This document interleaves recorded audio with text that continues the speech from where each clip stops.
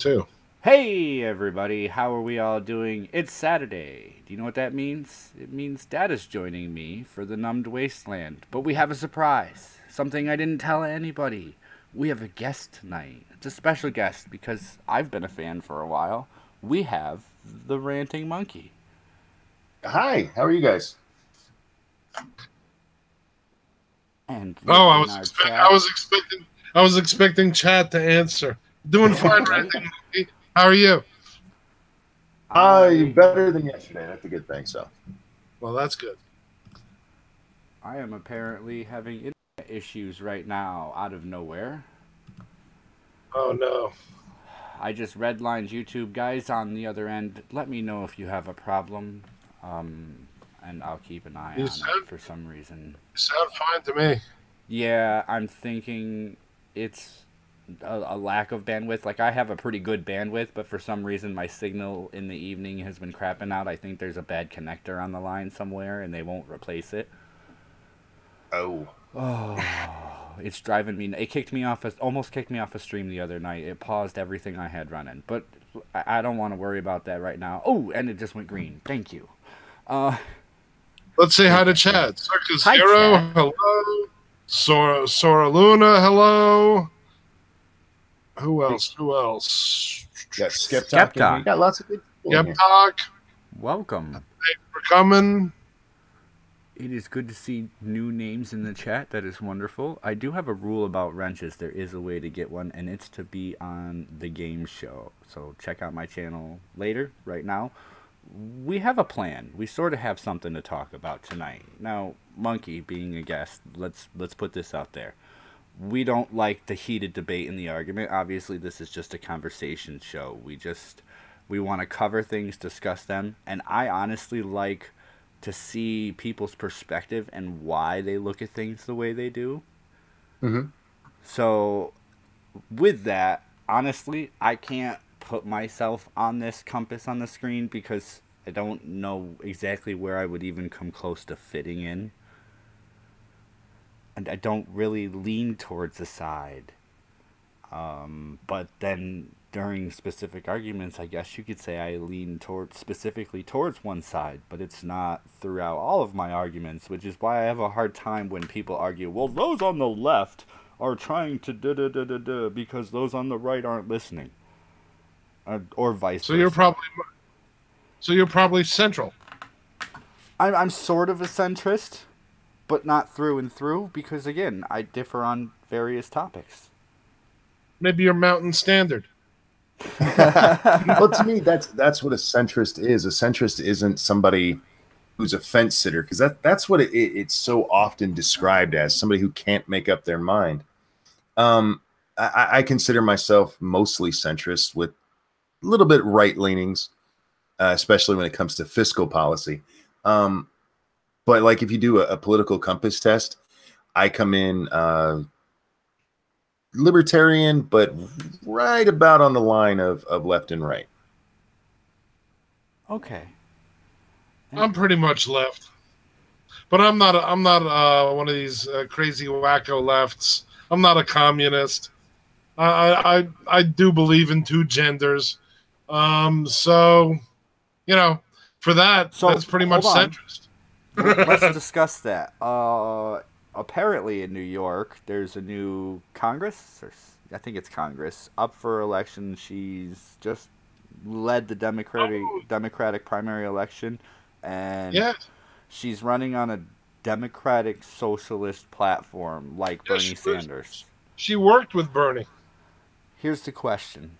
Is this really what America is coming to? America, no. The big cities on the coast, sure. But the idea, okay, it's what Bernie calls his socialism is mostly just what far left people have been pushing for a long time. The idea of paid college is not new. The idea of universal employment, which is one of the things she ran on, is not new. These aren't new new things, and they've been around for a while, and they typically only do very well on the far left and far right of the country, in like specifically New York, California, Seattle, Portland, the hotbeds of far left liberalism. And what made her win so impressive isn't that she ran as a democratic socialist. Where she ran, that's a pretty easy sell, I guess is what I'm trying to say. But she beat the number 4 Democrat in the House is what made this such big news, because he decided not to actually pay attention to his constituents at all. So, but that's pretty much normal for the Democratic Party at this point. They're pretty much a corporate center organization, and they're not really listening to the people that really wanted Bernie, that really wanted some help. There's a lot of people out there, you know, they're struggling. I mean, insurance, medical insurance, big banks, they're all in line to get their dose of socialism. But when it comes to regular ordinary people, or people that are making $20,000 a year, you know, where's their help? Yeah, and it is hard, as I don't know where everybody's income falls, but I looked up our income, my household right now, which is working on one income, which falls around $30,000. And believe it or not, I was awestruck when I realized that was like the 52.5 percentile. That's crazy. That, I mean, for the United States, my mind. For the richest country in the world, that $30,000 is more than half of what this country, the population of this country is making. Well, that and lower. I make more than 52.5% of the population. Right. That's insane. From income. That's insane. I apologize if the stream gets really, really laggy, guys. Let me know. I'm pretty sure it's my ISP. I'm doing everything on this end I can. I got my OBS running great. It's YouTube's not receiving everything I'm sending, and I can't figure out why. So I'm trying to fix it on this end. You sound fine. No, the audio is good. I think it's diverting our conversation primarily and taking the YouTube channel. I don't know what's going on. I really don't, and it's annoying me. Maybe it's just YouTube. Maybe it is. Maybe they're experimenting. Oh God, that stupid experiment. I'm getting annoyed. Don't you see this push to socialism as a swing from the last 20 years, where the average worker is working more for less? I mean, at the same time where CEO salaries have gone from a few $1 million to tens of millions of dollars a year, and the little peon employee is making what, maybe $5,000 more and working double, and with no overtime and with no benefits, and God forbid he goes and gets a retirement fund right when he's ready to cash in the retirement fund. All of a sudden it disappears. Or he gets fired first. Or gets fired first. Or, hey, you're stuck. I don't see that as part of it, because the majority push of this is coming from young people who don't even have to worry about that yet. I see what you're saying, because you're right. And young people that can't find a job, that are living at home. Oh no, see, forced to. They've lived with a 2-parent family that's been working their ass off. You know, I don't know. Yeah, but again, you got to look at the people who are pushing it, and the ones who are really the ones who really got behind Bernie. You're not talking about people who grew up destitute. Bernie didn't have a huge poor following. He had a middle class following. For all of the talk of there's no middle class, there is still. And if you look at a lot of his supporters, they were spoiled little rich kids. and we have this problem when people come out of college where they end up overburdened. I've pushed the idea that we don't need college more than we need universal college. I got a better one for you. I know people that get on online colleges just because their state offers them extra money to go to college to take out the state loans. Oh, yeah. They get cash on a regular basis to help them survive while they take online courses. And it's there's so much that feeds into all of this. You got these kids that are coming out of college and they're expecting, and they've done studies on this. These kids coming out of college expect to start making $50,000, $60,000 a year right out of the gate. Where my parents, when they got out of high school, because college wasn't pushed as much back then, nobody expected to come out of high school making $50,000 a year, or even the equivalent back then. You were expected to struggle a little bit and build up and build up. And we have a problem right now where people want it immediately. Now, that's not to say we don't have problems. We do. I was watching the Dave Rubin talk, I guess is what it is, yesterday with Ben Shapiro. Yes. Jordan Peterson. Doesn't like the post office. And Eric Weinstein was on there. And he was talking about this, and he actually has a really interesting theory about what's going on. And it basically boils down to employment being a Ponzi scheme. If you can wrap your brain around that, what that means is, if you go back to like the 50s, as new industries were starting, they kept growing. They had to keep growing because America was growing. And so they would hire people, and it gets to a point where you don't need to hire people anymore, or you don't need another senior executive. He used specifically the example of a law firm. So let's say you're an associate in a law firm, and you got, say, 5 partners, but there's 15 associates, all of whom want to be partners, and there's not enough space for them. And if you take that theory and apply it across the whole country to all of our jobs, what's happening right now is inevitable. There's just not, especially when you add in automation, you add in jobs going overseas or down to Mexico. With all of this on top of each other, it's not just that people at the top are making too much or the people at the bottom are not making enough. We just have a system that may not be as sustainable as we think.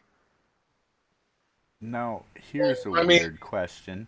You say that we've grown associative with us growing. So our economy grew with us growing. Now, at this point, imperialistically, we dominate the planet. We literally are everywhere on this planet. Whether or not we control it, we are there for one reason or another. Oh, we control it either financially, militarily, or politically. Okay, so maybe, and I laugh about this, maybe Trump sees this and he realizes, and I always try to think outside the box, and I'm trying to understand how he got to the reasoning of the Space Force. And I've come up with a few ideas, but I think this could be added into that pile, that he realizes there's really nothing more for us to do here. We need something to try and achieve, and that will stimulate the economy. In other words, like the moonshot stimulated the economy. I mean, we can go back to the 50s too. I mean, Ranting, your parents, when they came out of high school, that was around the 50s, or was that? My dad graduated in '69. Okay, so I mean, if we go back to the 50s, that was right after World War II.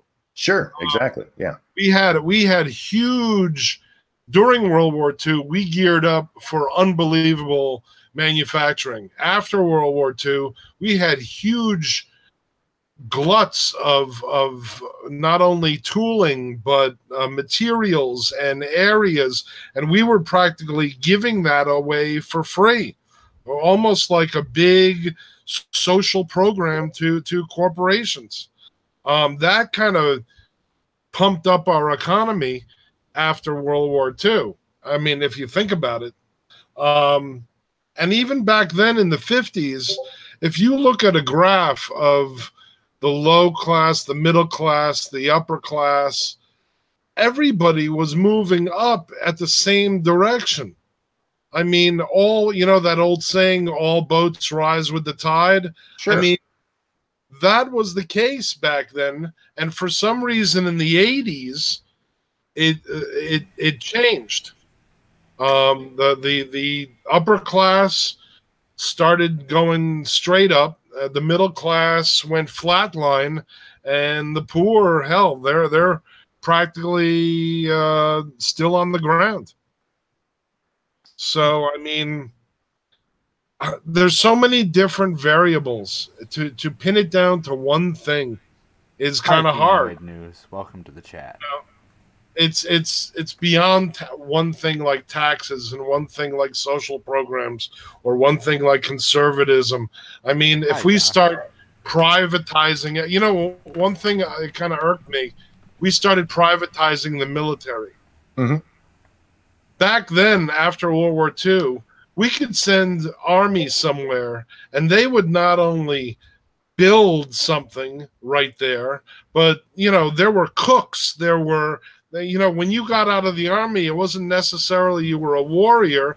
You may have come out with the ability of cooking for 100 people, or painting, or construction, or there was so many jobs in the army other than shooting guns that you may have actually come out with something that you were going to do for the rest of your life.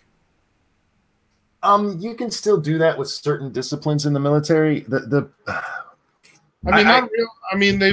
pretty much privatized everything to the point where even the the junkyard for the Air Force, that's a private company now. These skills you can pick up in the military can still be. I have a friend who his job that he got when he left the military was directly related to it. It was system technology where he picked that up. But you really should go watch at least the last half of that Dave Rubin thing, right? Because it wasn't the 80s; it's actually the 70s. If you look at a graph of where things started to go bad, and I hate saying bad because for all the talk about how poor and everything is, if you look at the poor people in this country, and people hate when you say this, they are so much better off than the poor anywhere else in the world, and to the point of ridiculousness. And I'll give you an example. If you look at the, is it the World Health Organization, World Trade? I forget. One of these groups that, decides whether or not people are poor. One of their standards is whether or not people have a TV. No. That is a ridiculous line for whether or not somebody's poor. That's like Fox people News. saying cell phones are a commodity, or they're what is it called? Or internet is a utility. It's not. It's. There are people who want to make it one, and there's arguments to be made there too. They want it regulated the same way that phones were, electric companies, water companies, and there is some. Can I offer some argument? Something weird to think about that crosses my mind consistently, because even where we are on income, our budget gets really tight and it stays that way. And I try to plan around everything that's going to happen, and I make sure I get every tax credit I can and do everything I can to financially benefit the household. But it almost seems like, stupidly, I have a cell phone and my wife has a cell phone, and we do have a $25 a month DirecTV plan for another 6 months. And I have some cheap services. I'm letting a lot of them run out and stop paying for them to get control again because they're contract. And I was at a different financial level when I set them up than I am now, and you can't get out of certain contracts. So I always think to myself, if I shut off everything that wasn't essential, so if I only left on the electric and the water, I could not have to charge my cell phones or run any of the internet devices or anything that would cut my power down. All my bills would decrease, and I'd have a whole lot more money left over. So I guess, am I really poor, or am I really low income if I didn't have all these disposable amenities? I would have more money. let me give you an example of where we go wrong with money. One of the things that we do for poor people in this country is called the Earned Income Tax Credit. And if you guys are not claiming that, and you are missing out on a shit ton of government money. And we'll get into that in a minute because I have an opinion, but keep going. There was a guy that I used to work with who repeatedly had the company that we worked for raise money for him because he was poor. He had a wife. They were working on their fourth child, last I knew. And they got their earned income taxes back one time. And instead of saving it or paying bills with it, they bought a brand new video game system and a 52-inch television. And that is not a joke. I mean, that is fact. Oh, I was laughing because it was funny. I mean, if you go to Walmart at tax time, you will be amazed at how much how much money people suddenly have, and it's because they're just given this money. And part of the idea behind it is to stimulate the economy by having people do that, but it's horrific budget balancing. Aren't they actually getting back their money? No. With the earned income tax credit and I believe the child tax credit now, you can get back more than you ever paid in. But those are disappearing in a few years. In like 4 years. They're going to be going down. Yeah. Okay. So I have 2 kids, and I fall within the income where I'm eligible for the EITC, and I definitely apply for it. Now, I'm a little angry about what they did with the tax changes because I think I would have benefited more under the old tax rules because I lost my mother. And I did receive a small, life insurance policy, and I made sure I paid everything off, and I tried to invest the money wisely. So I bought a house, and under the old tax code, you got like $1,400 to $1,700 or something like that for EITC, which was reasonable to me. I thought it was, way more than I thought I should get just for having kids. So cool, you get a certain tax credit for head of household if you paid for utilities and you spend enough on living there, you got head of household credit, and had a family with you, you got a credit on that. Now the credit didn't always equal how much you got back, it just meant how much was applied toward what you paid in. And if you had bought a house, it would take a percentage of the money you spent and give you a credit on what you spent on the house and the financing costs and any improvements you made in the first 12 months. Well, they took away the head of household credit, the first-time home buyer credit, the home improvement credit, and they upped the EITC. So, if you were financially responsible in any way and bought or improved your home or did anything, you didn't get any credit whatsoever. But if you got some kids at home, let's give you more money. Let's look at. Don't get me wrong, I like it, but I would have gotten better if I'd have gotten credit for the investments I thought I had made. Let's read some chat a little bit. Oh, I'm sorry. What do we got going on over there? I have to apologize, Chad. It is really hard when you get a 3-way conversation going. I'm going to go up here. Yeah, go up a little. Contractors do most of the work in the service. Okay, yeah, I guess they do hire out contractors. We were discussing that. It's cheaper to hire someone to have them for a long-term cost of supporting them. Brian O'Connor says real disposable income started to decrease in the U.S. When the U.S. came off the gold standard in 1973, which is a point because right now our fiat currency is pretty much toilet paper. I mean, a 1980 dollar is like 5 cents in today's money. The inflation that that they're supposed to keep track of, that all the things that actually are inflated, they don't count. They count food. But I mean, if you look at let's say 1980, a top of the line car was about $15,000. Now it's $100,000. That isn't because the car's worth $100,000 and $80 in $1980. It's because money's worthless. It's becoming more and more worthless. Soon you're gonna have to be a millionaire just to pay your bills. Oh, that's the inevitability of inflation, partially. And part, like using the example of cars, a large part of your cost for cars is government regulation. You also have cars now that you can watch TV in, and we put DVDs in for the little one when she's riding with us. Yeah, you couldn't do that in the car when I was little. I mean, you had the radio station. You better hope that you were in close enough to a tower to pick something up. Again, there's just so much that goes into it. We talk about, how worthless the money is, and there's definitely part of that. But so many other things happen. Sorry. I was just so many more things happen than just coming off the gold standard. Yeah, it gets back to what I was starting to illustrate is we think so many amenities that we now have are regular necessities instead of the amenities.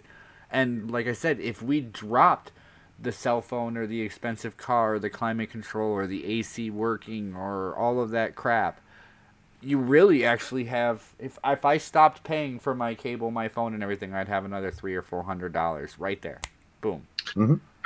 Monkey, the one thing about regulation, I mean, sure, over-regulating anything is a waste. But, there are, when we were building gas guzzlers, big damn tanks, it was the government that stepped in and said, listen, auto companies, you're going to have to start making cars that produce 20, 30, 40 miles to the gallon at these certain times.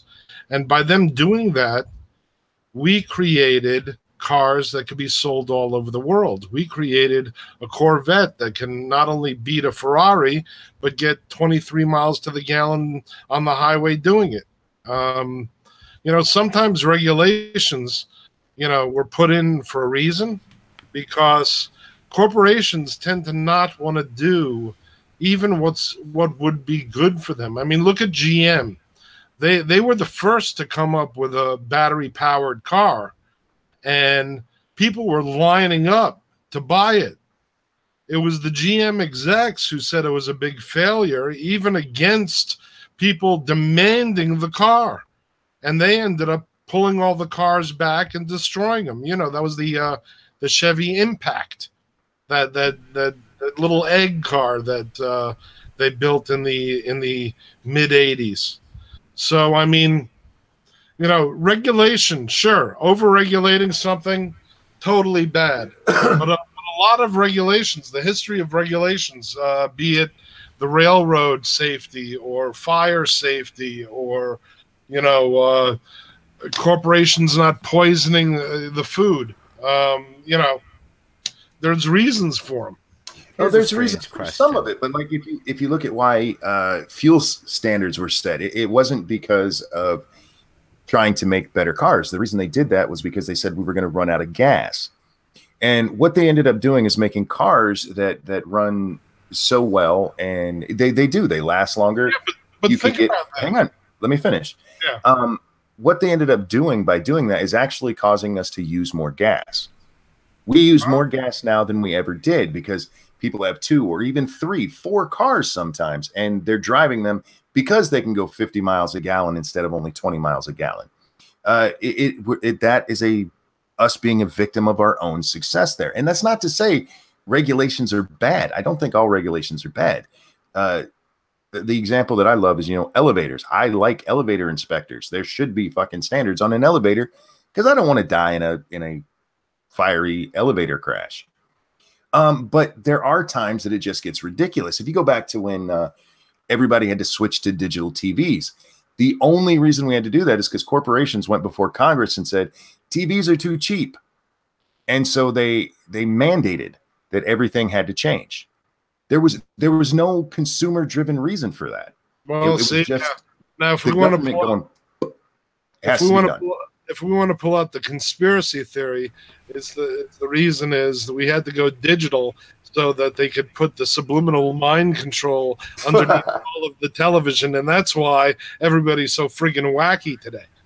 No, you can actually. I watched the. I remember watching the hearings about this because I went to work the next day. I used to watch C-SPAN a lot. I went to the work the next day, and my buddy that I talk politics all the time with, I'm like, "Did you see that?" And he's like, "No." And I told him about it. He goes, "No, no way." And he went and looked it up the next day. I can't believe it. Yeah, and that's why we had to switch to digital. Yeah, I mean Comcast gave the little digital converter box for free, and I had to actually order a second one because the first one broke.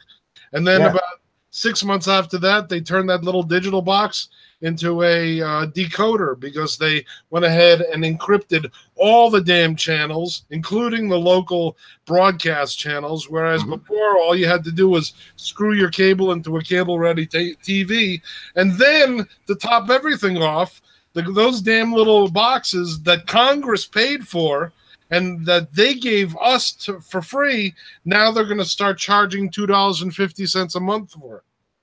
Yeah. Like I said, there are good government regulations, and then there's the government just doing really stupid shit, often because of corporate ties, and we can't get around that. Well, yeah, there you go. I mean, it's the lesser of two evils. Do you want to be controlled by the government, or do you want to be controlled by a corporation? Personally, I'd pick government over corporation. Maybe other people would say the opposite, but you know, I don't. It depends on either. Yeah, I'm not really for being controlled by anybody. Well, you know what I mean. I mean, not controlled, but you know. But you are. But you are. That's the problem. I mean, yeah. I mean, are we? So we've steered away a little bit. Let's discuss what left and right is, because this is where my blurriness comes in. I understand authoritarian. I understand libertarian. Libertarian, no, you shouldn't need a driver's license. Everybody's free to do what they need to do as long as they're not harming anybody. Authoritarian, no, there must be control. We have to know who's doing everything, when, where, how, and why. But left and right is the confusing part. And right now, I think it's right is Republicans and left is Democrats, right? Yes. For the most part. And it just seems that's all you hear anymore. It's not, well, this person or this group. It's the right, the left is calling for this. And it's not about the party or the person. It's about assigning this side. And I'm still blurry about what the left and the right really is, other than Republican and Democrat. And that just doesn't make enough sense to me. I mean, especially since both of them are pretty much controlled by corporations and big money interests. It depends on what you're talking about. If you're talking about the parties themselves, left and right is just the way people say Republican and Democrat these days, except for what it comes down to is your basic ideologies. The left, at least right now, from what I see, their answer is government will take care of your problems. And the right is the government won't take care of your problems, but we're still going to do the same things Democrats would in office anyway. Because you don't, they go out there and they make all these, we've talked about this so many times on Lords of the Night.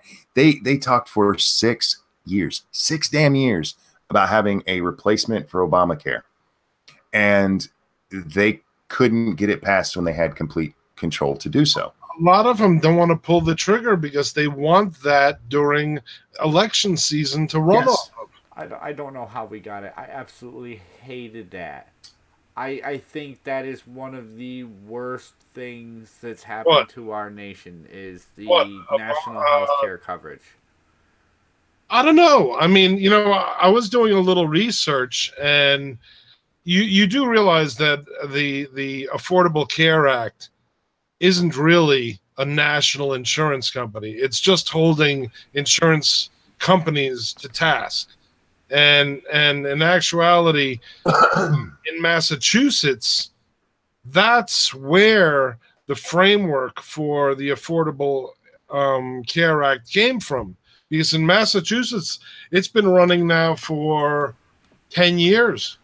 And right now, they are, for the public sector of the insurance, in other words, the Medicare and Medicaid, they are the second lowest state in in savings. And for the private end, in other words, the corporations paying for group health care, they are the second from the highest. But the only reason that that's the case is, again, you know, insurance companies were playing it fast and loose. They were selling insurance policies that really weren't covering shit. So all you had was an insurance card, and you paid them, you know, whatever to get this insurance card. But when it came to actually using it, they'd probably kick you off before you got a chance to even break even. All right. As a supervisor, when all of that came out, I had just started being trained to supervise.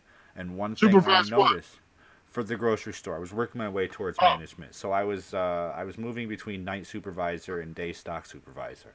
And one of the things I noticed is after all that started rolling out and they came through and started redoing all the health care, one, we lost a lot of health benefits.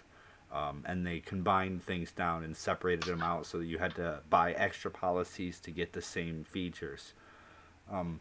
But I noticed that kind of correlated with everybody going to part-time and not having to offer everybody benefits, and then really pushing really hard on, well, if they don't work after 90 days, if you don't like them, we have to get rid of them. Don't mess around. We don't need to keep them after 90 days, because once they're here 90 days, we have to offer them benefits and this and this and this. And then all of a sudden things change. But it was just a whole change of the directive of how to take care of things, and the ability to, you know, there's a high turnover rate in grocery. People will work there for 6 months or a year and a half and then find something else. It's a stepping job for a lot of people, unless you're working towards management or something in particular. But you notice, I was becoming a supervisor, and as I'm doing it, they're like, no, you do it like this, this, this. And then the next week it was, okay, the rules are changing. We have to try to get them out before that 90 days, because as soon as they get eligible, we have to give them the paperwork. And once they sign that, we have to sign them up for benefits, and then it's harder to get rid of them. And it's like, what? Well, here's the problem. The problem with Obamacare, even though it was, and I'm using air quotes here, working in Massachusetts, they should have either gone to single payer or just left it alone. And the reason being is that insurance companies, the Affordable Care Act had nothing to do with getting health care to poor people. It was never about that. And if you go back and actually watch the debates from back then, they don't even talk about it. Everybody's talking about the really healthy young people. Right, but it was still the expansion of Medicare. I mean, it may not. No, it wasn't. No, it wasn't. Medicare was untouched. What it did was, all they were trying to do is pull a whole bunch of people who voluntarily didn't have insurance into the pool, because it was insurance companies claimed it was too expensive. The reason that you had all these really crappy insurance policies is because the insurance company said, we can't make money with what we have right now. We can't offer better services because insurance is very tightly controlled, very tightly controlled. I worked for an insurance company once, and the maximum profit they're allowed to make in a year is 2%. That's it.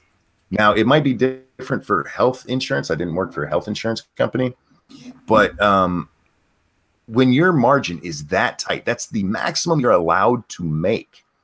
If you have a spike in any kind of coverages, a spike in any kind of claims, you're screwed.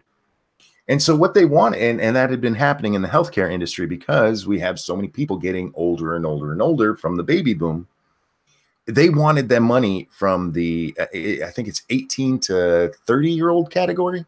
Well, that's the way, right. That's the way to make it balance. But you're forcing somebody who doesn't want insurance to get it, to pay for people who need it. And, well, you know, everybody needs it. They just don't want to pay for it. But see, that's the thing. The whole point of this group is they want them in there because they don't need it. they're the least likely to get sick, the least likely to get injured. They're the least. Well, I don't know about the least likely to. Have you ever seen a teenager Yes. drive a car from their roof? I mean, yeah, but you don't see teenagers often fall down and break a hip. No, they fly through the air.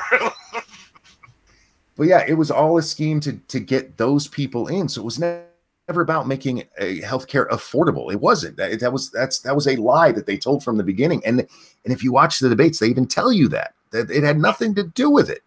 So either they should have gone single payer, where it is an actual national health plan, which I would not be in favor of, or just left it how it was, which is what I would have favored.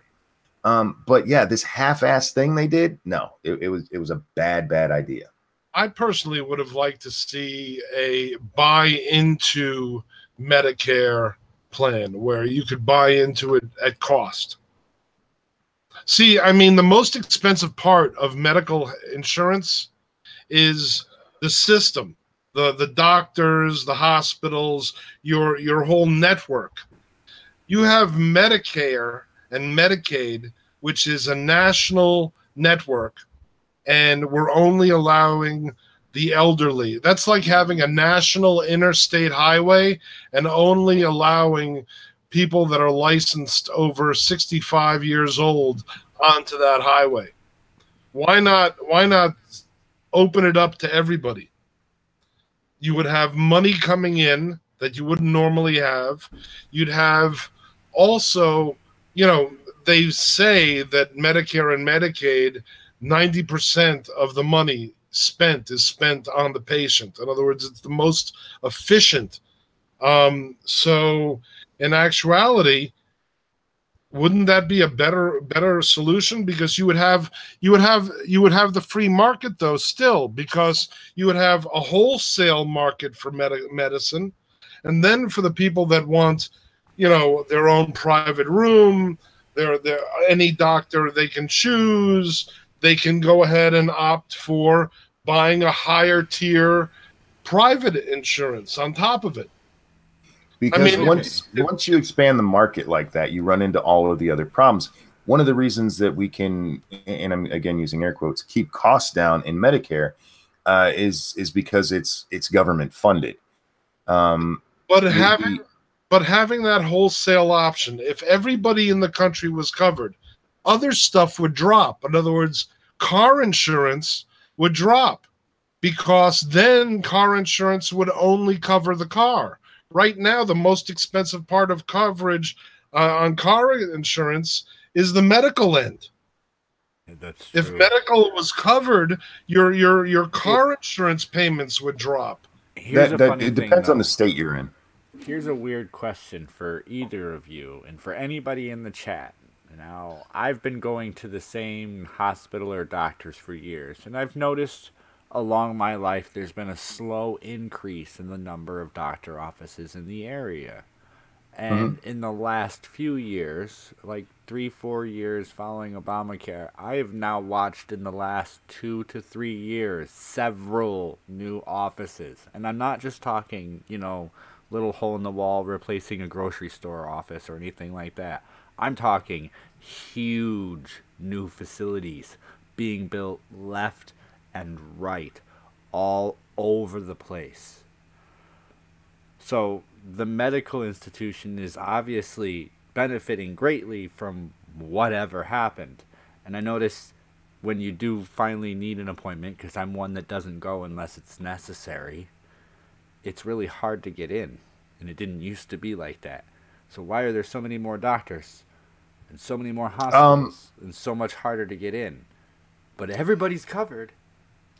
In my area, getting into a doctor is actually really, really hard. My doctor, I had to change doctors, and to get into the new one, I had to wait 3 months just for my initial appointment. Which it didn't used to be that way around here. Around here, you used to be able to pick up the phone and get in that day if you needed to. It depends on your area. Yeah, the doctors and hospitals especially are making a lot better money now, because this was predicted and it happened. When you tell somebody, hey, you got medical coverage, they go to the doctor more often. And that may or may not be a good thing. It depends. Got a hypochondriac, it's a bad thing. If it's a yearly checkup, that's probably a good thing. But so there's more money being poured in. Where somebody before would be like, hey, I can't afford to go to the doctor this week. Hey, I got insurance now. I'll go. As for, I've noticed far less doctors, though. And actually, the doctor I ended up seeing isn't even a doctor. It's a RA or whatever the hell they're called. That's another thing I'm noticing. You're getting like 1 or 2 doctors per an office of like 8 or 9 people working and assistants and stuff on top of that. You're not seeing as high a percentage of doctors in the office. There used to be like 4 or 5 doctors, 1 assistant for each, and then like an RN or something, you know, a couple other professionals in there to do stuff. Now you see 1 or 2 doctors. What is the term for a family? Not a doctor, a practitioner or something. Not a nurse practitioner, oh, yeah. But they're not quite a doctor, but they're almost a doctor. Steven just pointed out the PA, the physician's assistant. I know there's another name for him too. Yeah. My doctor, the one that I had to stop seeing, it was him in his office, just him. He had 3 nurses and 6 people working behind a desk for him, taking care of all of the paperwork for insurance companies, making sure all regulations are followed, blah, blah, blah. You see that in hospitals too. There's just such a large reason that medical expenses have gone up is just administration as well. Yeah. They are broke. Seriously, who's broke? The hospitals. Oh, physician. Oh, yeah, physician's assistant. But there's another term. I want to say it's just shy of passing all of their exams and everything. They can practice for so many years underneath another doctor. So, is it the nurse practitioner? It depends. There's a few different ones because I've seen several. So to turn the convo back to left and right, what would you say are the 3 typical right wing strategies or ideas or basically what their plan is? Well, if you're talking about Republicans, I don't think they really have one anymore. I mean, it's military and defense. That's one they bring up, but they don't talk about it as much as they used to. I mean, Trump did, but it wasn't pushed as much as like it was like under Bush. Sorry, go ahead. It feels like it feels like the right is almost anti-globalism, and the left is pro-globalism. I almost feel like when I look at the left and right, more often than not, it feels like the left wants everybody to flow freely. They want money to flow freely. They want a world economy. They want world government. They want everything spread equally and everybody around the world treated equally. And Republicans are like, well, no, let's worry about us and then we'll worry about the world. I think that's fair enough for right now, which is weird because globalization used to be a Republican thing. People forget NAFTA was one of their talking points before Clinton jumped on it. But is trade globalization or is it? Yeah. Is it? No, I don't see trade as globalization. I see trade as like an interconnectivity type thing, working with your partners. I see globalization as like the UN kind of structure or the EU government growing to a world structure and everybody following the rules from one governing body across multiple countries until it takes over. I see that as globalism. Well, the EU was a trade bloc. That's how it started. Right. Initially, that's how they sold it. They were never supposed to get their own military. They were never supposed to become their own country. It was a trade bloc meant to compete with us. So it gets there. I mean, I see what you're saying. Yes. There right now, the left does seem to be on this. What you're talking about globalization more in a social aspect of it, where we should bow to the UN because, you know, the whole world should have a say in what we do. Screw that. I'm with you. Fuck that. Let them do their thing. We'll do ours, and we can be friends. The TPP and NAFTA, all that shit was the death nails to this country. I mean, and the way they tried to pass it, the way they tried to push it, where nobody was even allowed to read it before it passed. I mean, what kind of shit is that? It's politics as usual these days. If you're talking about what the right sells to its base, let's use that word. It's gun control. They don't want any kind of that. I would give you the military is probably one of them right now. I'm having trouble thinking of anything else that they've really pushed lately. There was a joke. There was a joke in the 80s about the Republicans. They were the party of no. In other words, if the Democrats ever had an idea, the Republicans would say no. I'm okay with no. So many people get mad because Congress gets gridlocked. I'm for gridlock. I mean, listen, I understand that sometimes the best choice is not making a choice. You know? Well, our system of government was specifically set up for things to move slowly. Right. And that is a good thing. But things are moving so fast now. They are, and people are like, oh, nothing's happening too much. We have laws on the books that are dealing with, you know, copper communication when everything is optical, digital, satellite. I mean, our country, our government, our laws are almost outdated by 20 years. But see, I don't think they are. I think they're where they should be. The only exception to that is gay marriage shouldn't have had to go through the Supreme Court. That should have been something that was state. Yeah, basically. And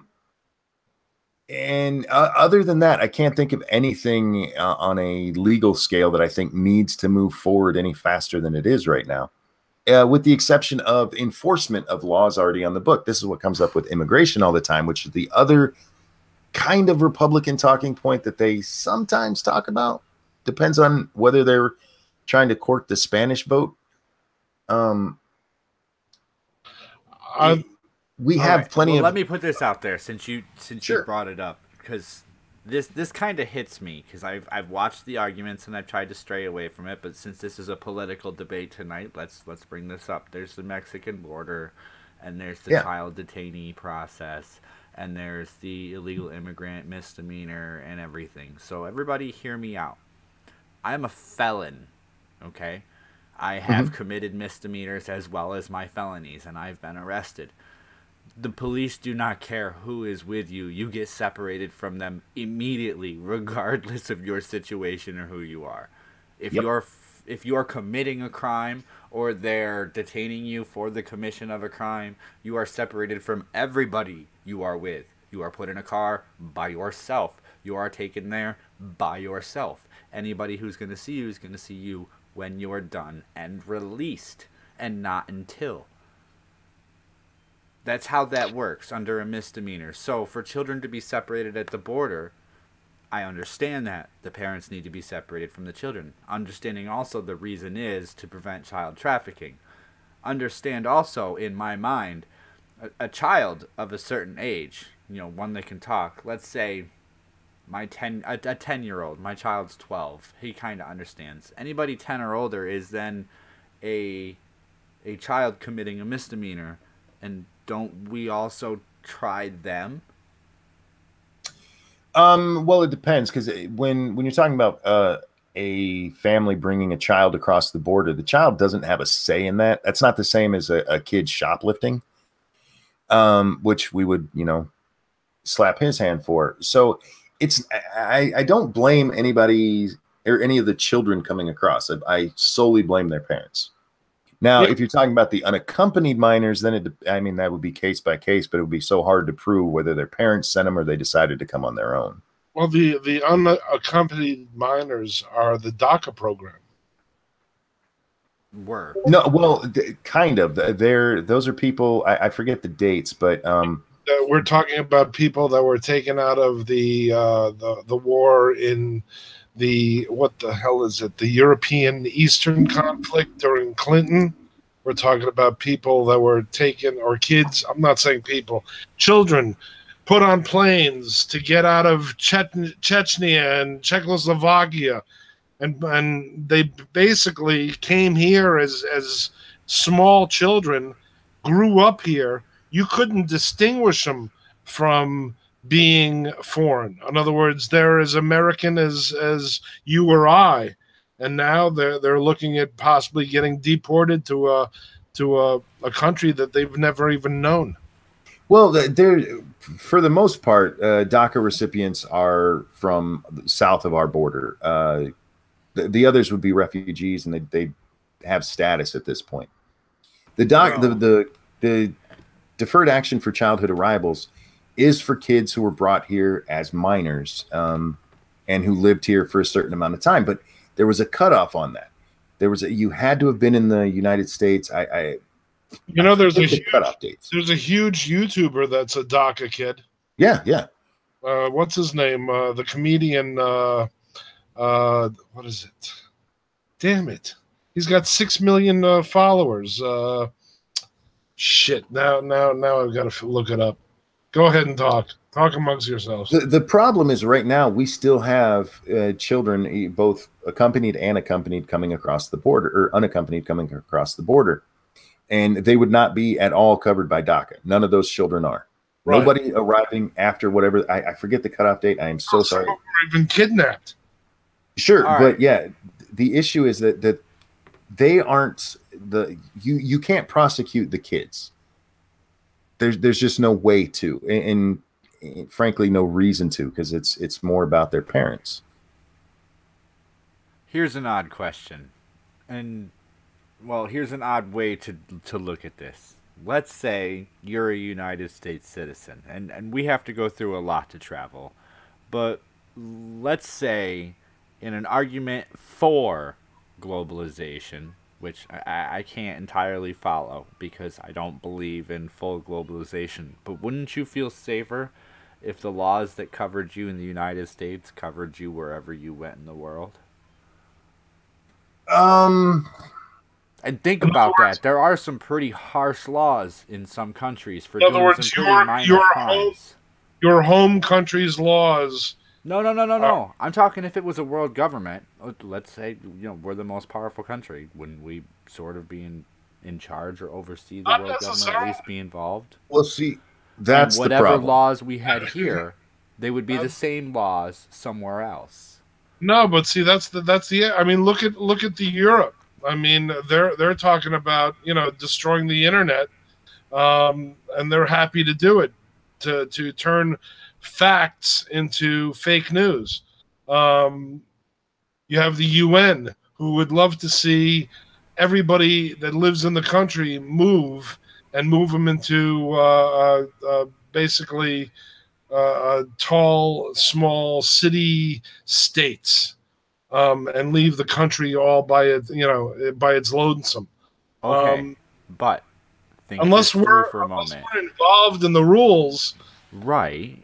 If we had our laws here strewn around the world, wouldn't you feel safer knowing that what I hold as like the best country in the world, wouldn't you feel safer if that was worldwide? Well, here's the problem. No, I wouldn't, because unless you're talking about them all adopting it, but we still get to be our own country, because you can see this even here in the United States. We don't all agree on how things should be run. So what would inevitably happen is, let's say you get this world power and they all base it on the U.S., how we are right now. Yeah, for the first year, I would feel more comfortable going anywhere else because I got my free speech rights here. However, eventually the rest of the world who don't believe in free speech the way we do, they're going to get to vote and change those laws. And if we're not a separate country to where we can say, no, that's not, we don't want a part of that crap, then we would be subject to that changed law. This is exactly what we see happening in the EU right now. They actually had a case in the EU, and I wish I could tell you what it was about. I just know it happened, where they had a vote on something and everybody voted no. But the people in charge of the EU say, you know what, we want it anyway, and just did it. And I don't want the kind of people who would do that anywhere near deciding what I'm allowed to do. I don't either, but we're thinking about it rationally. All right, and that's the problem. To offer like an irrational thought, just like a childish. We are all at least lived to know there's a point. We have seen enough. There's rules to protect and protect and protect, but there's always a way around the rule. Things always end up going bad when somebody finds that way, and that's how crimes are committed. Those are the type of people that commit those crimes. So we've lived. We understand that. A younger person looking at this would go, globalization would be great because then what we have here would spread around the world, not realizing that it would change. No. Let me stop you right there, because that's not the problem with the people who are pushing globalization. They're not pushing globalization because they think that the American ideal needs to be spread across the globe. They're pushing it because they think we need to change. That they're never going, we need to be globalized so that Norway is like us. No. David Dobrik. That's him. Oh, yeah. No, what they want is they want us to change so that say we're like, what is it? Is it Norway, the one they're always pushing these days? I forget, but they want to be more like Europe, where they can stop you for hate speech because they literally think speech can be harmful to people. I love the Constitution. It's a shame that we passed the Patriot Act. Yes, I agree. Destroyed the Constitution. Hell, it was Bush that said, "Hey, the Constitution's just a piece of paper." So yeah, maybe we need to repeal the Patriot Act. Maybe we need to defund the what is it? What is that internal security we have? What the hell is it called? The Homeland Security, a title taken straight from World War II and the Germans. True story. Yeah, let's restore the Constitution. Can we do that, please? I'd like to do that. We can't. I would love to not feel like everything I'm doing is legislated. I don't want to feel like, oh crap, I got a pool in my backyard. Is it 24 inches? Is it shorter than 24 inches? How much water is in my pool? Do I have to have a 4-foot gate on it? What about an alarm? Do I have to have a socket ran right out to the pool? And how short does my lawn have to be? Can it get over 12 inches before the town cites me for not taking care of the property? These are things that literally happen. For what reason? Can we agree to dissolve the Fed? Can we? I'm all for that. The Fed is illegal. The Fed is illegal. Can we agree that income is not labor? Yeah. Can I stop paying taxes on something I've already paid for? In other words, constitutionally, income is actually money making money. Labor is an exchange. You're exchanging your time and your effort for money. So you're not making money. You're not increasing your wealth. All you're doing is exchange. It's as if you grew some bananas and you gave them to your neighbor, and your neighbor gave you $20. You still gave your neighbor $20 of bananas. So it's an exchange. Can we agree on that? So no taxes on labor or salary. Brian O'Connor, not an HOA, a literal. I've been going through the rules for the town and the state I live in, and I'm being smacked in the face with the stupidity of some of them. I can't put a permanent post in the ground if it's in within 8 feet of the edge of my property without signed formal consent from the neighbor submitted to the town with a $50 bill. Yeah, Brian, that's not just homeowners associations that do that. Around here, they recently passed a law that you can't have grass clippings in your driveway. Yeah, some of this shit is ridiculous. I'm in an area where you have to get approval for your house colors, exterior house colors. You know, it's Coral Gables. They only want certain colors. You know, God forbid it should be a light sky blue or something, or a semi-gloss. No, no, no. Sorry. You know, so. Brian says I would vote those morons out. That the problem is too many people agree with those morons. I'm lucky. I live just outside of the town proper, so we have a guy who cuts the lawn because I can't do it anymore. And right as he was done, he's like, "I will sweep this up real fast so you don't get any fine." I'm like, "I'm not in the city. They can't find me. They can go fuck themselves." Leave it right where it's at. Or a lot of people are just apathetic to it. They're too busy working. I went out and stuck a yardstick in my pool and said there's 22.5 inches of water. Fuck them. Yeah. Apparently the law is 24 inches and I have to have a 4-foot gate on an inflatable pool. We talk so much about the global or countrywide problems that we have, but the people who do this stuff and they go across the political spectrum. There's just so many people that want to control your life, and I'm mostly libertarian, and I'm like, if I'm not hurting you, fuck off. I don't care what you have to say. A lot of those pool regulations probably came from down here. We have a lot of pools, and there were, before a lot of those fences and whatnot, there were a lot of deaths where children were found on the bottom of pools and whatnot, and they didn't even belong to the family that owned the pool. We have also some mandated issues where, you know, the main drain on the very bottom, it actually has to have a double drain. So God forbid somebody gets close to that drain, it doesn't suck them to the floor. There's some pressure release by a second drain so they can pull away from it. You know, so I don't know. When it comes to safety issues like that, again, I don't see how an above ground pool, that's a little harder to ask this. Data, aren't you in Florida? Yeah, South Florida. A lot of pools down here. Do you know Florida? But they're below they're below ground pools, you know, so they're easier to get to. Why couldn't you do something with an above ground pool where you have these stairs pull up like a drawbridge, so you couldn't get to the deck to jump inside? It's not even based on that anymore. Basically, it's based on the height of your water. If the height of your water is 24 inches or more, you have to have certain safety features. And it doesn't make sense. I installed a pool for somebody locally that I warned them about the town and everything, and I laughed, but I installed the pool anyway. Their pool is so tall, when they pull the ladder out and set it aside, there is no way me at 6'4" can easily get in this pool. Right. Damn.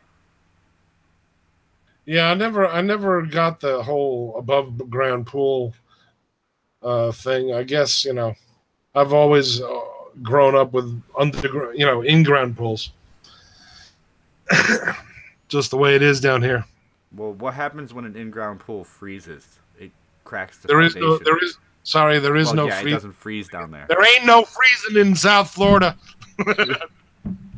Well, I think we've gone over our hour. We've confused a lot of viewers as they've come and gone. We don't have a set hour, but we go for it. So finally, the Republicans are the party of no, and the Democrats are insane. Have we agreed? You know what? I would agree with that. Yeah. Okay, there we go. That's actually they're certainly pushing the limits. And we haven't frankly, covered SCOTUS or harassment or any of that yet. And frankly, it is physically impossible to pull yourself out of a hole with your bootstraps. I've tried it. When you pull one bootstrap, the other boot goes in, and then when you pull that bootstrap, the other boot. There's no way to get out of the hole pulling your bootstraps. So Republicans have to come up with another plan. Just jump. Just jump. Keep that for a life lesson right now. And if anything goes wrong, just jump. I am an idea man. That's what I do. I want to thank you guys. I enjoyed this, and sorry to the audience because we were all over the place. I don't mean to invite myself back, but have me back sometime. Like I've only got to see one. I don't watch enough YouTube anymore. Do you believe in UFOs, Monkey? I think they're possible. I don't think any have reached us yet. I know that you only believe in one ghost, the ghost that you have in your own house. Yes, that's true. Believe in any others? I haven't had proof of any others.